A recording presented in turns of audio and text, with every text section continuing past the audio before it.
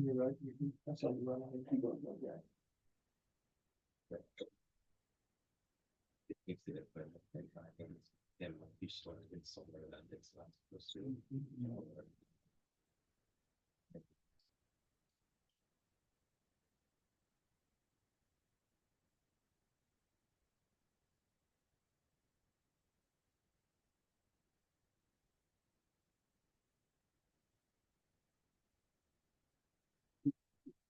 Get the push and find the section.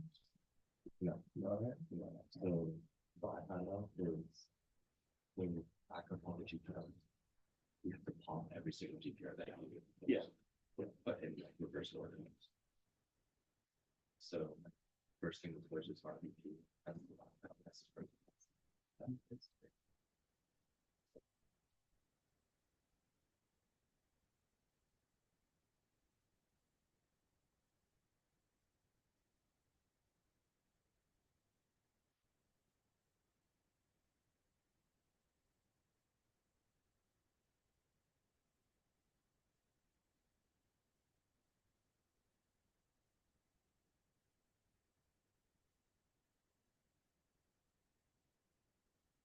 Yeah. Okay, it's 10 o'clock.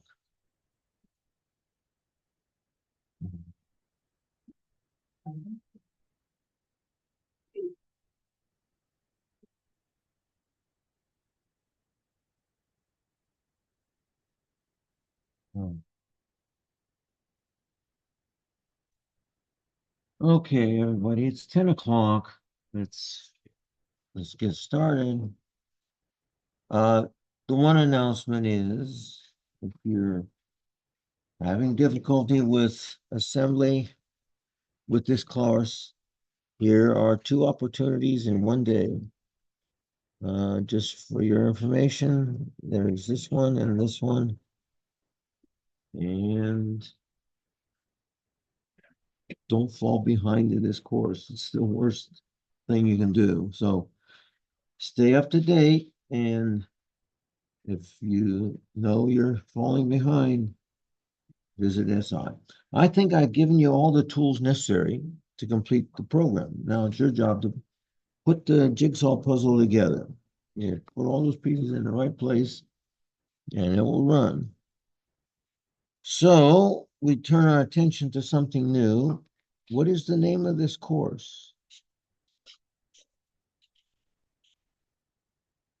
It is architecture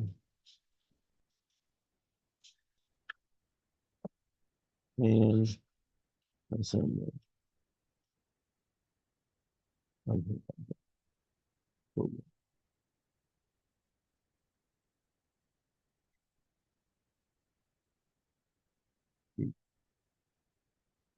Okay, so far this semester it's all been a programming. We now have to do some of the other half, which is the architecture part. And for that, we follow the textbook. So you should have a copy of the textbook.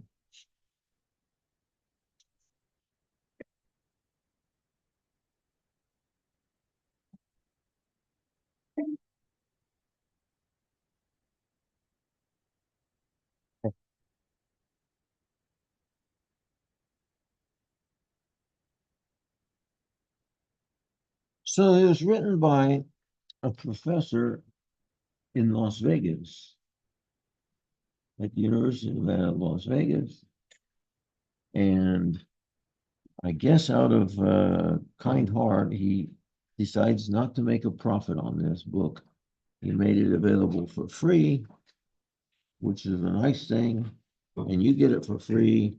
Someone asked me earlier today, do I really need to read the textbook? If it was $190 chemistry lab book, I'd understand that. You don't want to pay that. But this is dirt free. It's cheap. So you should get a copy of the book. Do you have to read it page by page? No. I'm going to summarize the pages. What you have to do is remember where to find the information so that when the concept test comes, you can turn to the page and see it. It's an open notes test. It's an open book test. It's an open computer test. I think it's faster than Googling the web to get an answer on a test. That just takes too long. So get a copy of the book. Okay, so we're going to start. Where's my notes? Too bad I lost them. Okay, let's start out. I hope to do 2 chapters today. We'll see if we can make it. Okay, so it starts out with, oh, by the way, what is his name? Jorgensen.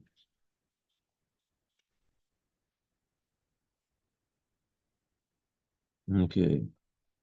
The department chairman of this computer science department says she knows him quite well. So take it for what it's worth. Okay, chapter one. Then he asked the question, what is assembly language?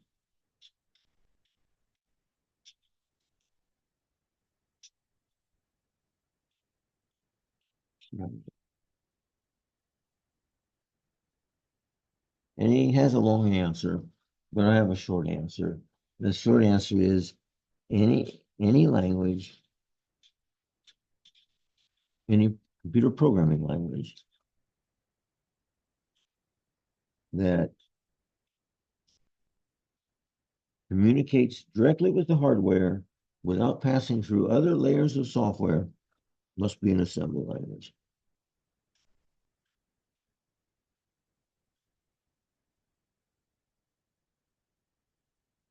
Directly. Yeah. Or where? I'm going to start writing HW is an assembly language.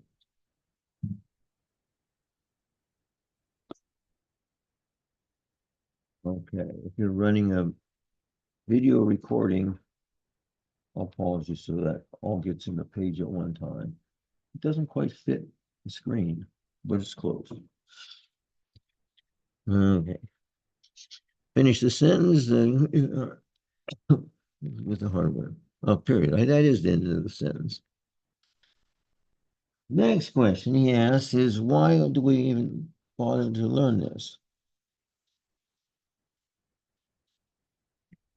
ASM.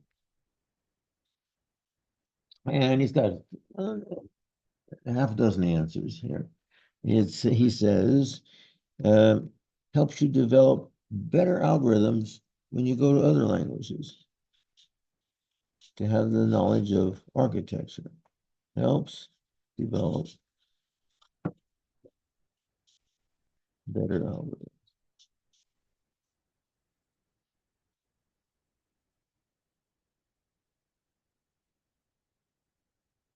It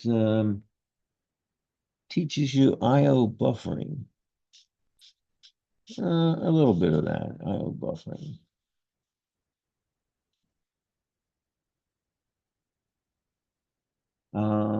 It teaches you the tool chain. Okay, and now we make a digression. There's a whole chapter later whose title is tool chain. Chapter with this name.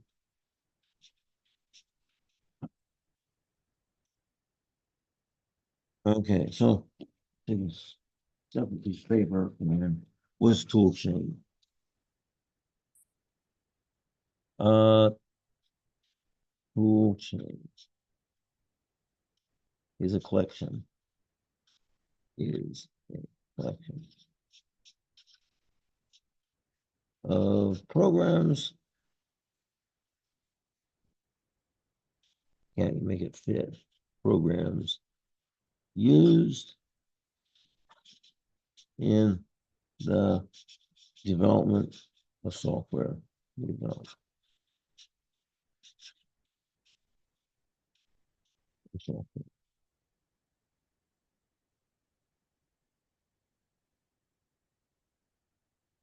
Okay, so which you've been using these already. What is in our set, our collection? Collection, ION. Okay. Well, an assembler is part of it.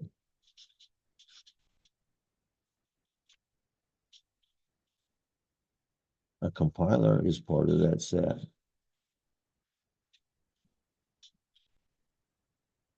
What else do we have? The loader function is part of the set. It happens to be part of the operating system, but that's okay. We need a text editor.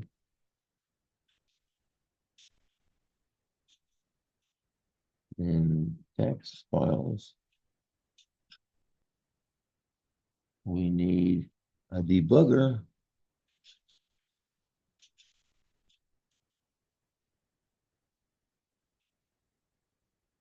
And let's see, that might be it for now, anyway. Okay, there's 6 of them. So that group is used by programmers worldwide to make good commercial programs. Okay. And that's called tool chain. I personally have not seen that tool chain used very many places. But anyways, this author does. He has a whole chapter about it, and we should learn about it. Let's go back to finishing this list. He asked, why should we learn ASM? Well, I have a list here. Deeper understanding. Deeper understanding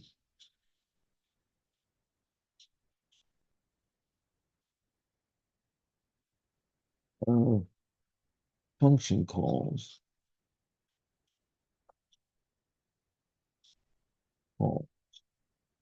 Which involve parameter passing.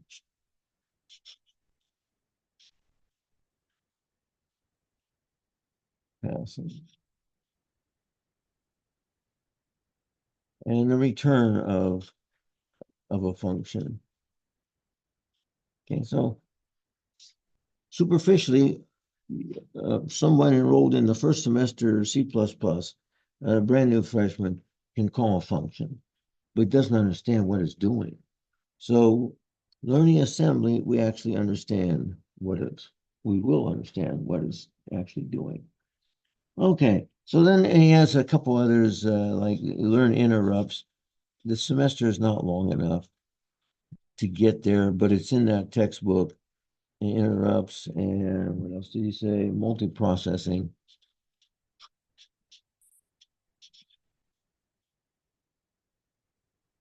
Other reasons for assembly.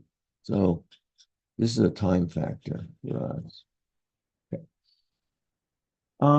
At the end of this chapter, section 4, there's references. Okay. So for one example is there's a reference to Bash language. Bash language. And we're just touching the tip of the iceberg there. I gave you, without much explanation, the 4 or 5 commands you need in Bash language. But Bash language can be programmed with loops and if-then-else statements and all kinds of amazing things, but we don't have time to do it all. Bash language, free, I think it's a free download of a reference book. And he has a couple others references that you can download.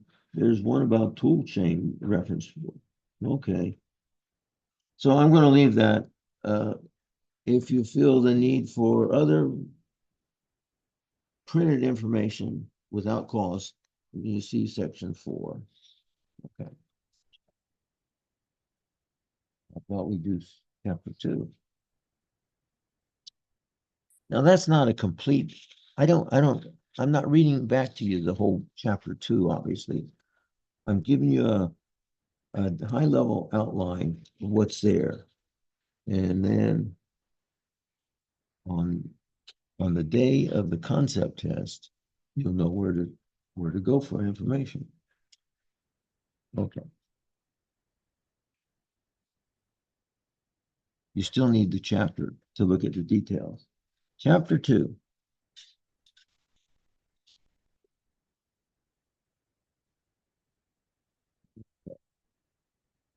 It starts out with the author wants to classify the architecture of common personal computers.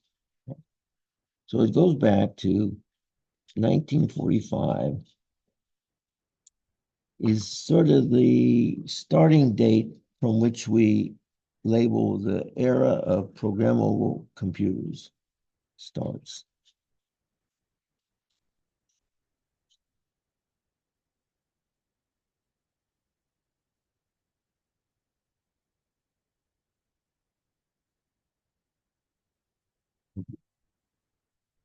Computers. Yeah. Before that, IBM dominated the marketplace of office machines. They were sophisticated calculators, but they weren't programmable. Offices in that time period had lots of this IBM equipment, but it was really in 1945 that we can count the start of the modern era. In that year, there were 3 computers in the world.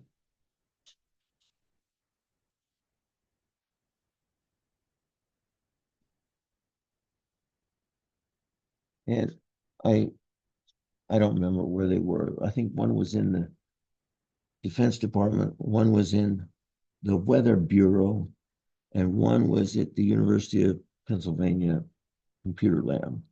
These were hand custom made computers. But they got press coverage, custom made. They could be programmed. And they got, the news got around that there was some new technology being developed and miscellaneous things were said what it could do. So a committee of Congress asked a famous scientist of that time period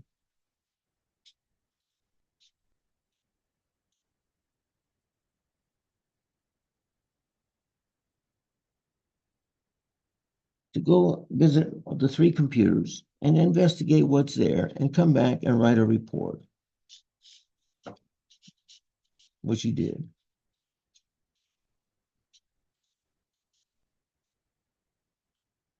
It was like 70, it was a pamphlet, 75 pages approximately. So he's telling this committee in Congress what's happening here, what these machines can do. They're not robots yet, but they could do some amazing things for that time period. In that report, he said all 3 computers had some things in common.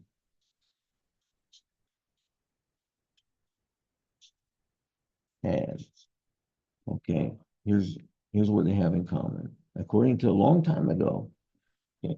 So they all had, which one should we start with? They all had a CPU, something that could do math,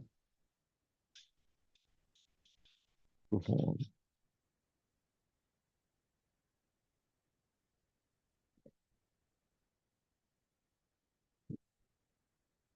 He said all of them had some kind of gadget or other that could be attached from the outside. Those are peripherals.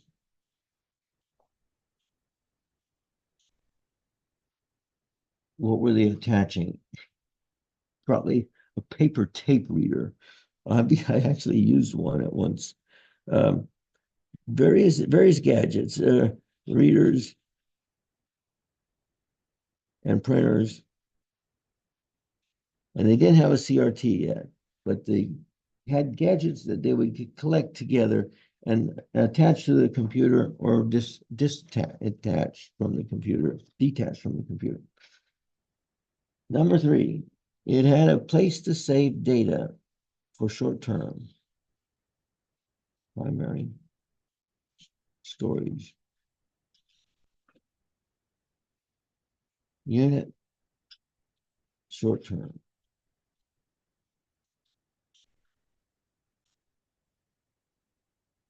When you turn off electricity, the data disappears.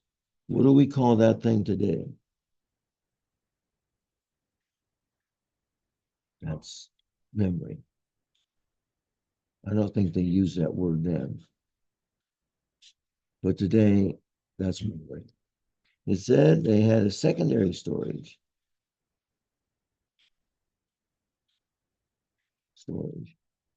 Such that when you turn off the electricity, the data remains.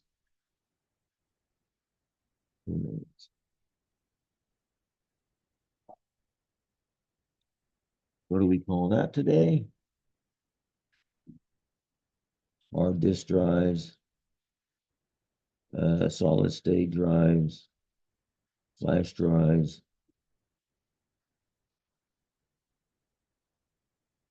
and some other stuff. Okay, MNVE drives. Okay, and last of all,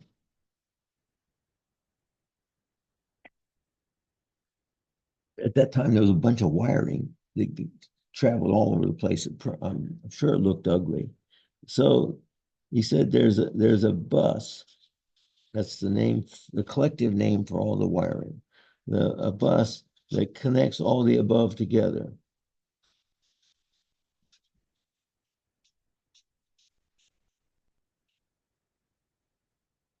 Above. BVE. Okay, and the little pamphlet report ended with the prediction that the future computers of the world would have those 5 things.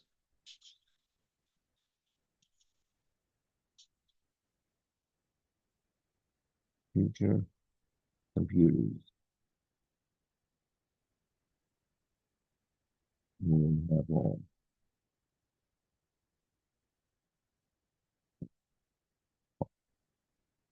You know what? The prediction came true. Now we are 75 years later, and it's true. Computers produced today have all 5 of those, and it got a name.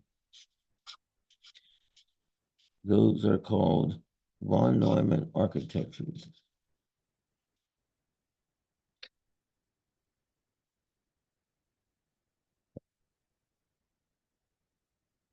Or the architecture that has those 5 components is called the von Neumann architecture, and all the computers we own have it. So, where is the camera? Is there an alternative to von Neumann architecture? You know what the answer is? Yes, there are others. I only know of one. It's a quantum computer.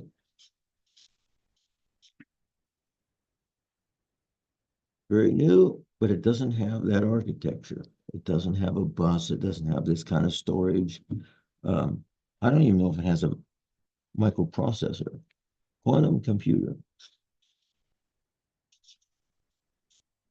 There are very few of them in the world, but they're very expensive. Ordinary individuals don't pay $100,000 for one desktop computer. Corporations can pay that. Expensive, and they're very fast. Hundreds of times faster throughput than a von Neumann machine.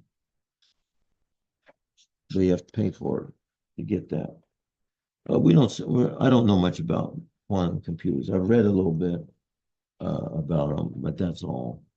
And we don't study it. All you need to know is that there's a competition coming on the horizon that might become widespread once the price comes down. Okay. It's five things. Someone asked a question. It's five things that are in common to all von Neumann computers. Let's move on. The next section of chapter 2 talks about data sizes. You might as well know the words now. Data sizes, so we can talk about it for the rest of the semester. Data sizes, there's five of these. Byte, word, double, quad, octal. Octal, O-C-T-A-L. Okay, so a byte is one byte. That's the fundamental unit. So a word is 2 bytes. Double is 4 bytes. A quad is 8 bytes. And an octal is 16 bytes. Now, when we say that I guess we don't say it. These usually reference the size of registers. Our computers have quad word registers.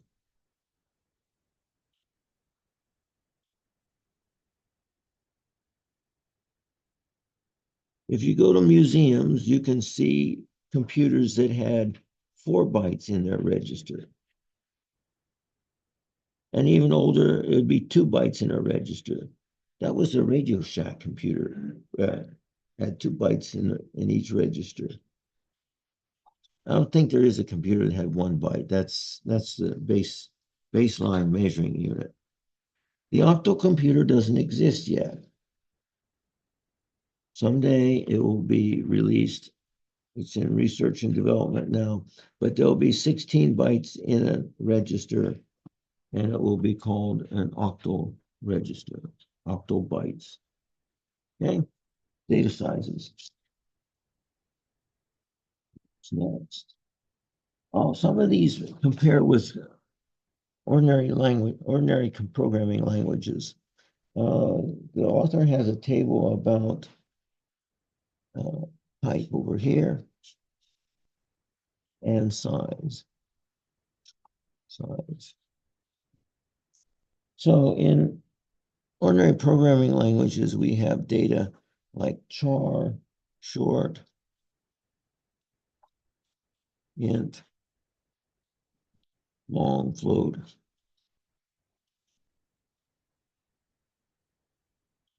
and double. And these sort of match up with what we've been doing. This is a byte. 1 byte. A short is 1 word. An int is 1 double. A long is 1 quad. And a float is 1 double. And a double is 1 quad. So when you declare a double in C++, you're specifying that you want reserved a quad word of storage. So you get 8 bytes set aside for your variable. And you can see the different sizes. Like an ordinary int variable is a double word. That means 4 bytes. An ordinary float is a double word. That's 4 bytes. Okay. We know the words. Going on, let's see what comes next. The author speaks about the names of registers and their subregisters. So inside of each, we're talking about general purpose registers, GPRs. We know there's 16 of them, and then if you count R flags, there's 17 of them. they all start with the name RAX. And let's look at a picture of it.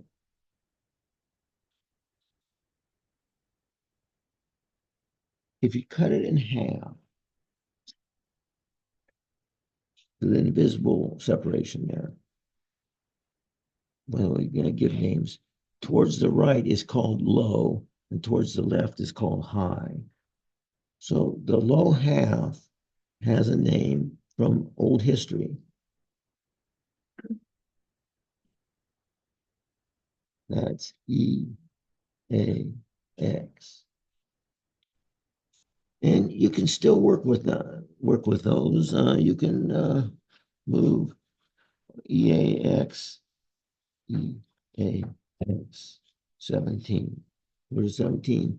Just in that part. What's over here isn't touched. But wait, let's go on further. If you cut that in half, then the low half is known as just AX.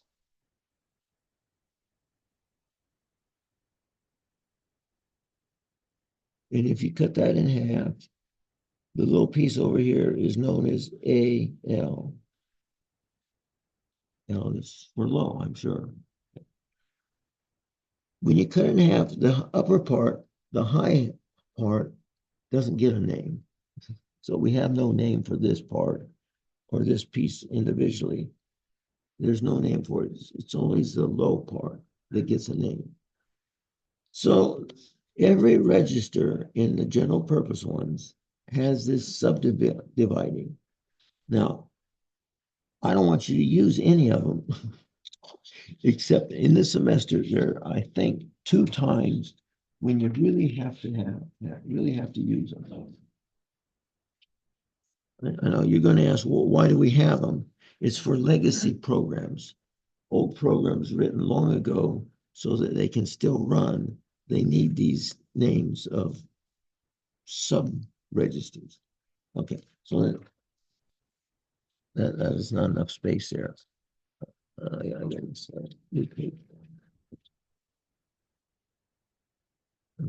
no, I can log me off.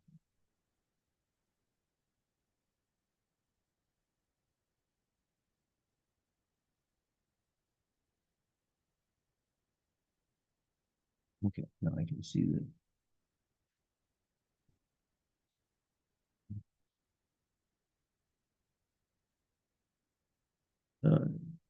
You already know, don't you? You can record this whole session at any time. If you don't want to write notes, just record the whole thing. Okay, so going on. The author has a table that tells the whole story, and I'm going to replicate part of it. So in the first column, we'll put RAX. Next column, EAX. Next column, AX. And the next column, AL. So 1 byte, 2 byte, 4 byte, 8 byte. Yeah. And as it follows a pattern, sort of. Let's take RBX. It would be EBX, BX, BL. Let's skip ahead. Dot, dot, dot, dot. RSP. That's the top of stack pointer. ESP, SP, SPL.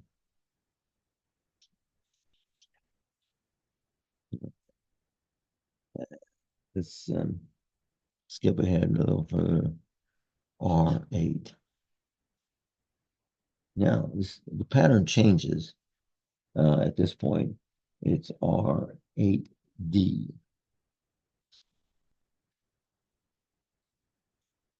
And then you cut that in half. It's R8W. And you cut that in half, and it's R.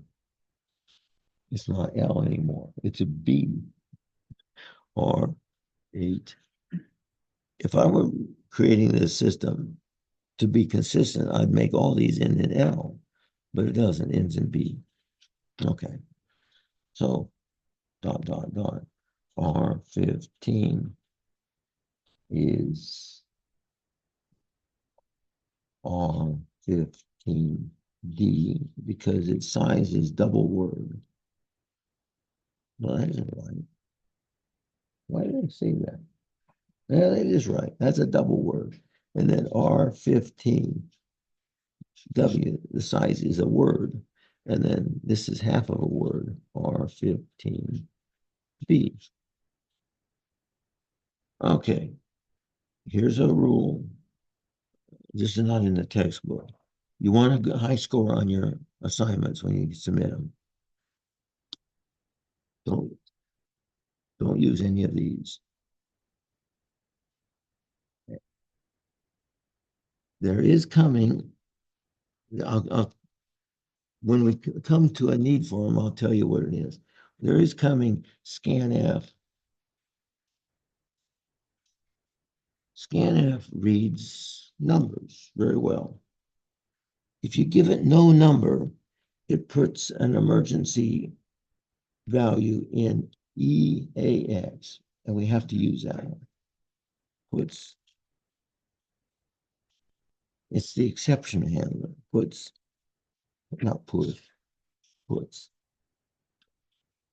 like for in EAX. Okay. When we come to it, I'll tell you about it. But for the most part, don't use any of these. If you turn in homework using a bunch of that stuff, I assume that you had a hired third party write it for you, because I'm not going to teach any of it, and you're not expected to use it, but you're expected to know where to find it when you see somebody else's program written that way. If you're searching on the web for help and you find sample programs, it's no doubt they're using a bunch of this stuff because it was written 15 years ago. Everyone got it, but you have to know enough to recognize it, what the register is doing or where it comes from. But don't use it in the class, in this course. Oh, by the way, speaking about good scores, the students who used ChatGPT to make their programs last semester, the programs were so junky, it had tons of this stuff in it. It was an easy giveaway. This is not made by a human student. This is made by a machine. So they all got zeros. Okay. Next, it talks about the importance of the stack pointer. Let's spend 2 minutes on that. Stack in assembly.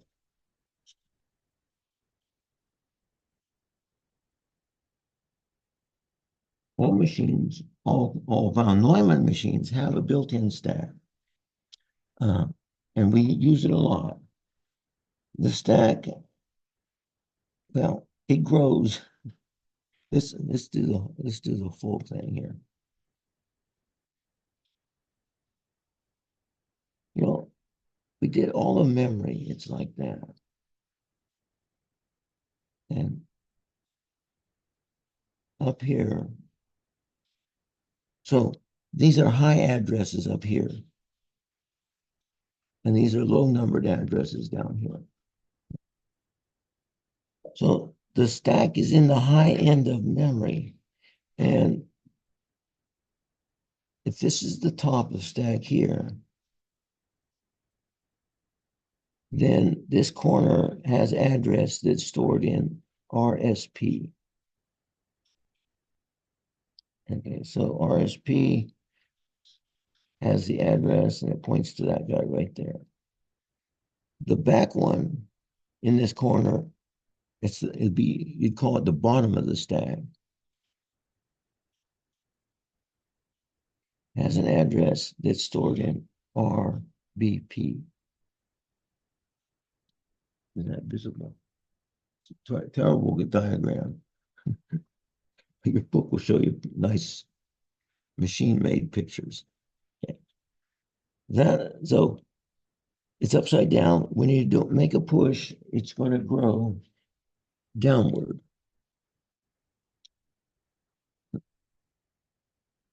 After one push, this quad word will be added to the top of the stack, and the pointer will be adjusted to point to this corner over here. So a push results in a subtraction from RSP. One push subtracts 8 from RSP. And so the opposite is a pop takes that red block away. It adds 1 to RSP to move it upward, which is higher addresses. One pop adds 8 to R, to RSP. Okay. So down here at the bottom, there's other stuff, which I'm jumping out of the chapter, but it's coming sooner or later. There's a section here for BSS declared data, data declared stuff, executable code, and a place for your operating system. Okay. So generically, this chunk is called the heap space. And this chunk up here is the stack space.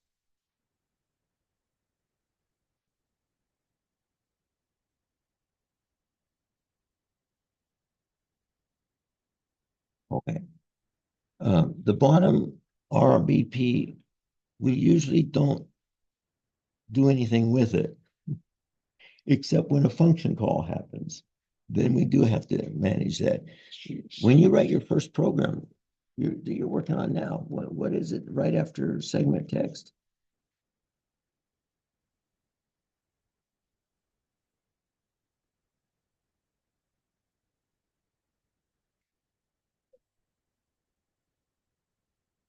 Um,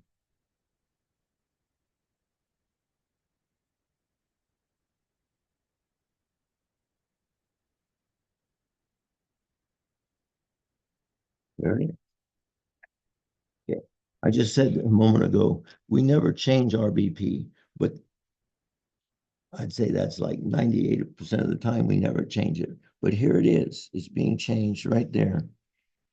That's mandatory for your program to execute cleanly, that these two be in your text segment directly below the name of the function. Okay. So the first thing you do is you push RBP, so that old address that's back here goes to the top of the stack down here. And then you change RBP to coincide with RSP.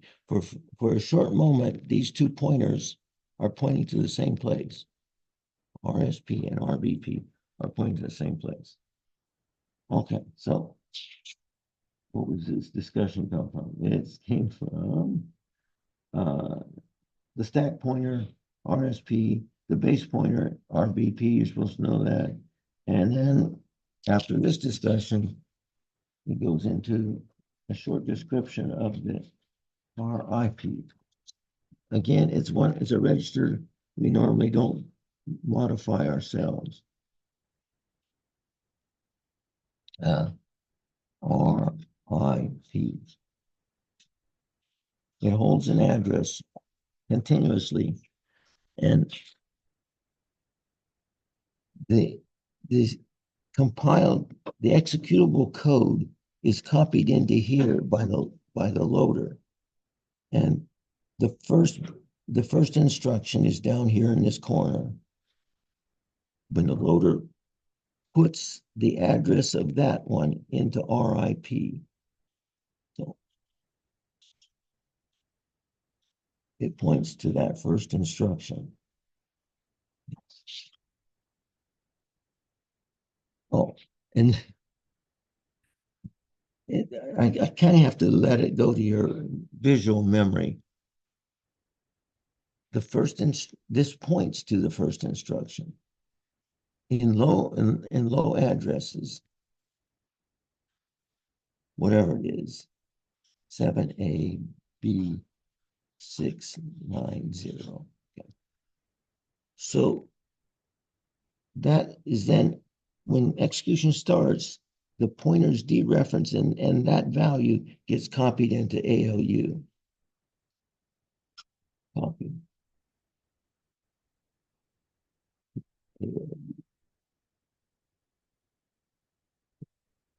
ALU sees an instruction has arrived and it takes it apart. The code for the instruction itself is one part of it, but it's all run together. The code for this first operand is there and the code for the second operand is there. It takes it apart and actually performs what it says to do in electricity and then says, I'm done. In the meantime, RIP is supposed to update itself to point to the next instruction. So it moved along in this little area and it points to the next instruction. It does that in parallel processing. While ALU is executing that one, this one updates itself to another instruction. When this is finished, it says to RIP, give me the next instruction. Okay. So RIP is continuously changing as the program's running. We shouldn't program it with it. RIP in continuous motion.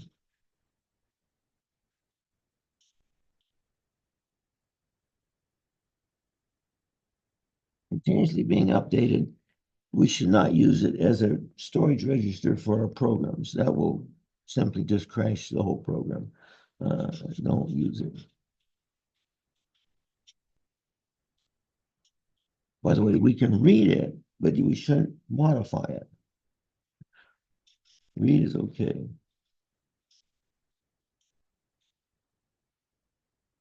Not right to it. Now, we're coming in. What's our time? Time says 10:47. We're doing just right. There's a register R flags. FLAGE flags S on the end. We'll study in depth later in the semester, 2 months from now. It's a 64-bit register. And every time an instruction, not a function call, but an instruction executes, MUL R8 times R9. Okay. There's a designated bit that if this is a successful multiplication, it puts a 1 in that bit. And if it fails, like it overflows the amount of storage available, it puts a 0. Most of the time we disregard that. But for all these are instructions. For every instruction, there's some kind of code change. Not the same bit, but another place, there's another bit that gets changed, indicating success or failure. Okay. So let's just leave it at that. We'll learn more about it later in the semester, but it's a landmark. It's a flag in the sky that indicates success of the last operation or a failure. Okay. If the product of two registers is larger than the destination register, there's been a data loss. There's a failure happened, but the code keeps running. Very careful. If this was mission critical software, you have an IV tube into a patient that's dying, and you have to know if everything works perfectly. You would test that bit after every instruction to see if it went failure. And then if it was failure, you just set off an alarm and bring the nurse in. R flags, he talks about that just briefly, like I did just briefly. And let's go for cache, and then we'll end it there. Section 2.3.2.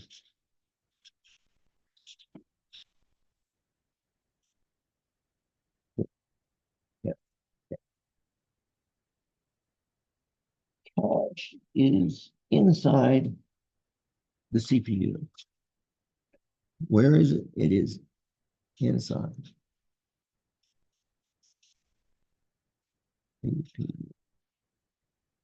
And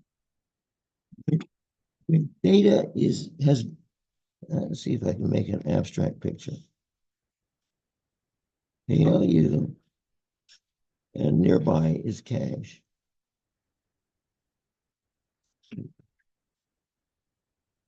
Okay. Well, when ALU is executing, it has data there. And what it's supposed to do, this is out of our control, but the runtime system takes care of it. ALU executes an instruction. It copies the data to here.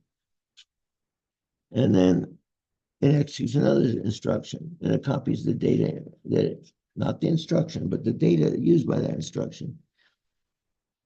So that if another instruction comes later that uses the exact same data, it gets it from here, from cache. So cache is a storage place for data previously used by your program, but expecting that it might be used again. So now, why? Because data comes from memory. Here's the executing code down here. exe. Data is here it takes nanoseconds of time to copy that data into the ALU to carry out the instruction. I didn't make that. In the past, I had, what did I have? 3F7B 80. That's probably the instruction code. This is the code of the register, or the code where to get the data. First operand, this is the code, the second operand. If it has to go get it out of memory, that's really slow. But if it got it from cache, it's right next door, and it'd be very fast. So the whole point of creating cache is better speed.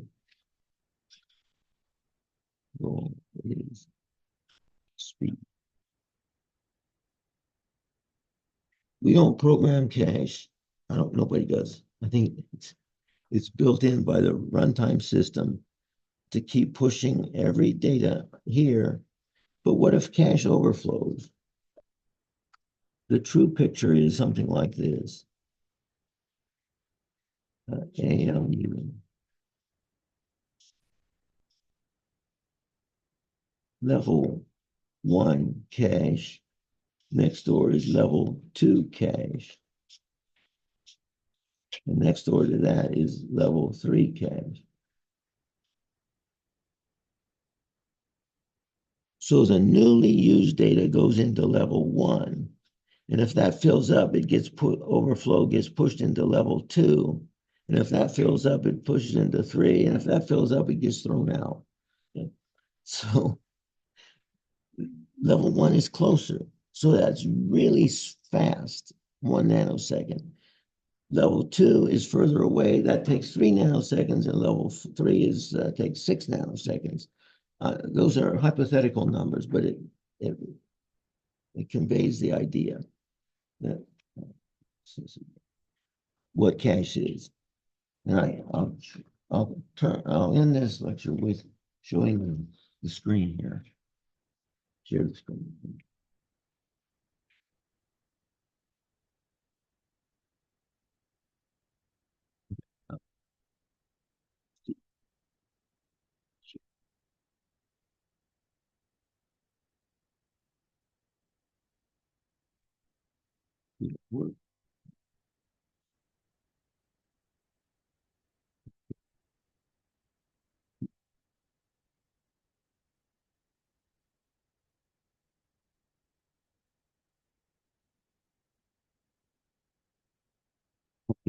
So if you want to find out about your CPU, what does it have? I want to find out if mine has any cache and how big is it? The way you ask that question is ls CPU. It gave me a long answer. It says that this computer can run old 32-bit hardware, old 32-bit code, and modern 64-bit code. It says that the numbers are stored in backwards order.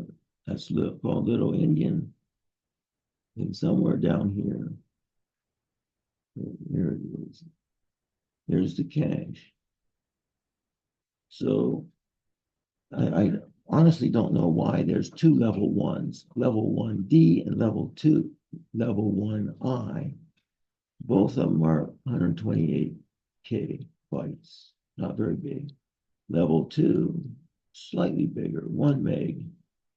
And level 3 is larger, but farther away, 6 megabytes. After that, if those all fill up, it starts throwing away your oldest storage. Sometimes it guesses wrong. You use a data value one time and never again. But the machine's trying. It's trying to estimate which data you'll reuse. If you use pi early in the program, and pi shows up 3 or 6 or 10 times again in the program, then that's a good candidate to put in level 1 cache. Yeah. So we'll study some of these things later, but you can check your own computer with this command and see what it tells you. By the way, try SSE should be in here. See, here's SSE version 4.1. There should be an SSE home marker, but I can't see it. There's AVX version 2, but that's not what I want.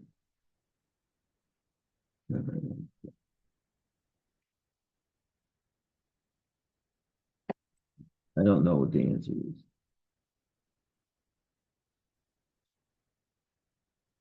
Oh, is that it? It's at the end of the scale here. SSE and SSE, it wraps around version 2. Okay. If those names didn't appear, we couldn't use XMM registers. That's what it's telling us, that your code that uses XMM registers should have that there. On a very old computer from 10 years ago, they won't show up. So XMM software that mentions XMM registers will not run there. Okay, so let's close this. You know how to close Windows? At least this one is Control D. There's the control and there's the D. Yeah. Now that's a message to Bash. Bash was sitting there waiting for inputs. Control D is called the end of transmission.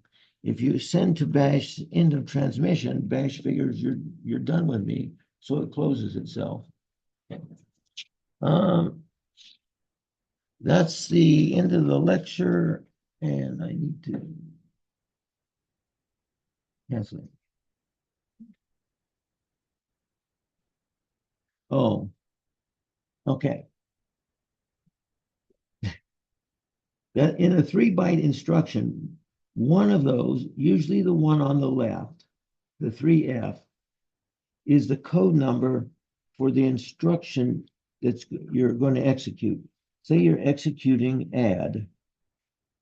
There's a big table that says add corresponds to 3B. And then subtraction, SUB, corresponds to 3C. Okay. The name assembler comes from translating words in your assembly to those numeric codes. the numeric codes, the AOU can use those. So the 7B and the 80 represent operands. Two data items perhaps that are being added together. Okay, now ask me next time. I'll show you how you can see your decompiled code. We can actually match those up and make sense out of it. The one I showed you is kind of an abstract one that says instructions look like this. And yes, they do look like that. It uses the binary, it uses the hexadecimal numbering system to number the codes. So you'll see letters F, B, C, and D appearing, but it's still just a code in bits. Okay. How does the R flags know what succeeds and what failed? You know, man, that is tough. I don't know. You know, it isn't that R flags itself is intelligent. It's the software that's running. If you do a multiplication and the product overflows 64 bits, then we'll talk about it in the future. Some of the output is lost. Okay. Now, R flags has to be informed that the output failed, that it didn't perform 100% correctly. Just because you overflow the register doesn't mean the program crashes and stops. It doesn't, it keeps going. But you'd like to have a chance to check the flags and see if it did overflow. Then you probably want to take some special action to shut down gracefully. Yeah. So how does it know it has to be built into NASM. NASM, when it assembles your program, part of what it will put there is if this happens, put a 1. If this other thing happens, else other, put a 0.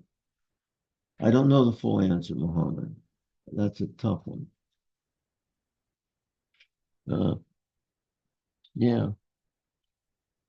If you were writing fail-safe software that had to perform perfectly every time because it was in charge of something critical, it was running a nuclear reactor, and if you had a bug in it, this reactor is going to explode and kill 20,000 people.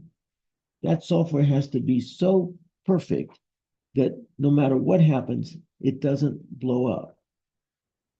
In that case, after every mathematical execution, you'd go check R flags and see, was it successfully performed? If so, you go to the next instruction and execute it, and then check. Most of the time, we don't have to check all that stuff. If it goes wrong, well, we debug it later and try to fix it. But there are critical applications that fly airplanes, that fly jetliners. When the pilot takes a break on a 747, goes to the restroom, that plane's still flying. Okay, that software has to be tested to perfection. And I bet they're checking every instruction that executes immediately after it to see if it performed correctly. Well, okay.